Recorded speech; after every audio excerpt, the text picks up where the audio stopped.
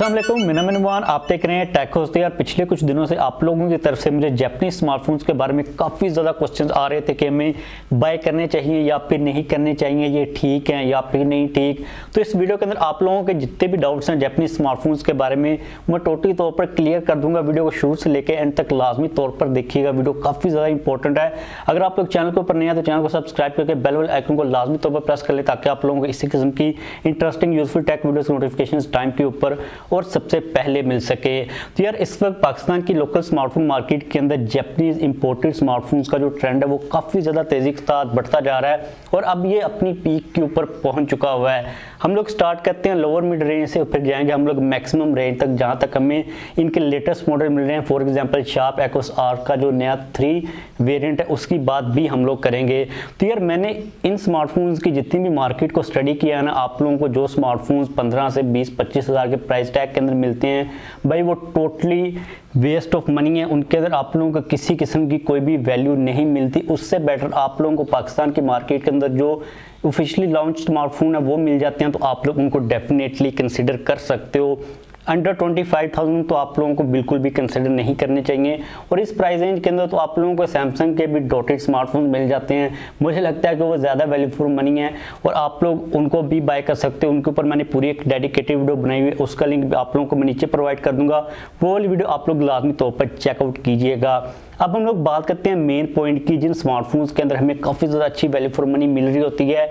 ये वाली भी जो बात है ना यार, आज से तकरीबन 1-2 महीने पहले तक ठीक थी। आज की डेट के अंदर जो मार्केट है ना उसके अंदर काफ़ी ज़्यादा लोगों को पता चल चुका हुआ है और इन जापानीज स्मार्टफोन्स की जो प्राइसेस है ना भाई वो वैल्यू फॉर मनी रही ही नहीं है। यहाँ पर हम लोग फॉर एग्जांपल बात कर लेते हैं R3 की, जो कि अभी रिसेंटली पाकिस्तान की मार्केट के अंदर काफ़ी ज़्यादा इंपोर्ट करवाया गया है। उसकी इस वक्त जो नॉन PTA प्राइस चल रही है वो तकरीबन 40,000 चल रही है और उसके ऊपर जो टैक्स लगेगा वो भी तकरीबन 35-40 हज़ार ही लगेगा और आप लोगों को टोटल तकरीबन वो 70 से लेके 80,000 के प्राइस टैग के अंदर पड़ जाएगा।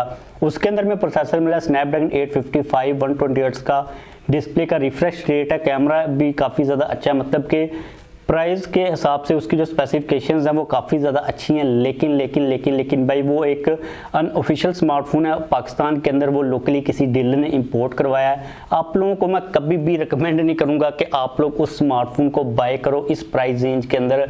अगर हम लोग वैसे भी पाकिस्तान की लोकल मार्केट देख लेते हैं तो भाई हमें इससे अच्छे प्रोसेसर Xiaomi प्रोवाइड कर ही रहा है। अगर हम मीट एंड टी की बात कर लेते हैं, अगर फॉर एग्जाम्पल आप लोगों को कोई स्मार्टफोन काफ़ी अच्छी वैल्यू के साथ मिल जाता है, मतलब कि उसकी जो प्राइस है और उसकी जो स्पेसिफिकेशंस हैं काफ़ी ज़्यादा एक दूसरे को सपोर्ट कर रही हैं, मतलब कि आपने बाय कर लिया। अब देखो क्योंकि ये स्मार्टफोन्स पाकिस्तान के अंदर ऑफिशियली तौर पर नहीं आ रहे, तो फर्स्ट ऑफ ऑल इनके बारे में ये क्लैरिफिकेशन नहीं है कि भाई जो आप लोग बाय कर रहे हो फ़ोन उसको अगर PTA से अप्रूव करवाया गया है तो वो किस तरह करवाया गया, उसकी क्लोनिंग की गई है, उसका जो IMEI नंबर वो चेंज किया गया। मतलब कि आप लोगों को पता है कि पाकिस्तान की लोकल स्मार्टफोन मार्केट के अंदर जो चीज़ें चल रही होती हैं वो इतनी कोई ख़ास क्लियर होती नहीं, काफ़ी ज़्यादा शेडी होती हैं। अगर हम बात करते हैं फॉर एग्जाम्पल खुदा न खास्ता आप लोगों के स्मार्टफोन की बैटरी ख़राब हो जाती है, उसका डिस्प्ले टूट जाता है, तो भाई आप लोग क्या करोगे? क्योंकि आप लोगों को कोई रिप्लेसमेंट पार्ट तो मिलेगा नहीं। अगर मिलेगा तो डेफिनेटली सी बात है कि किसी और स्मार्टफोन का मिलेगा जो कि आप लोगों को अफोर्डेबिलिटी तो बिल्कुल प्रोवाइड नहीं करेगा। इसके अलावा अगर आप लोग उसको सेल करते हो, आप लोगों को पसंद नहीं आता, तो भाई उसकी जो रीसेल वैल्यू होगी वो काफ़ी ज़्यादा ख़राब होगी। तो इन सारी चीज़ों की वजह से, इन सारे रिस्क की वजह से आप लोगों को मैं कभी भी रिकमेंड नहीं करूँगा कि ऐसा आप लोग स्मार्टफोन बाय करो जो कि आप लोगों को ऑफिशियली तौर पर पाकिस्तान की मार्केट के अंदर नहीं मिलता। और एक और चीज़ यार, उनके जो डिज़ाइन है ना वो काफ़ी ज़्यादा फजूल है। अगर आप लोगों को वाकई में कोई वैल्यू मिल रही है तो आप लोग बाय कर सकते हो, लेकिन एट द सेम पॉइंट आप लोगों ने अपने माइंड के अंदर ये वाले जो डाउट्स हैं ना, ये वाले जो रिस्क हैं वो लाजमी तौर पर रखने, क्योंकि डेफिनेटली इस बात है कि फ़ोन है, फ़ोन गिर भी जाता है, टूट भी जाता है और उसके अलावा मे भी PTA की तरफ से भी इनको वेरिफिकेशन कोई मिलती है या फिर नहीं मिलती, इसको लेके भी काफ़ी ज़्यादा स्कैम्स चल रहे हैं। आप लोगों ने यूट्यूब के ऊपर वीडियोज़ देखी होंगी, मैं कभी भी रिकमेंड नहीं करूंगा कि किसी दुकान वाले की वीडियो को देख के आप लोग उस स्मार्टफोन को बाय कर लो। मैं मोस्टली लोगों पर देख रहा हूँ कि कराची के अंदर मोस्टली जो लोग हैं ना दुकानों वाले, उन्होंने इनको इंपोर्ट करवाया हुआ है और वो इनको सेल करें। आप लोग खुद इमेजिन कर लें कि अगर वो इस प्राइस रेंज के अंदर आप लोगों को दे रहे हैं तो डेफिनेटली सी बात है कि पीछे से पता नहीं है कि उनके जो पार्ट्स हैं वो चेंज किए गए या फिर क्या किया गया, उनको रिफर्बिश किया गया।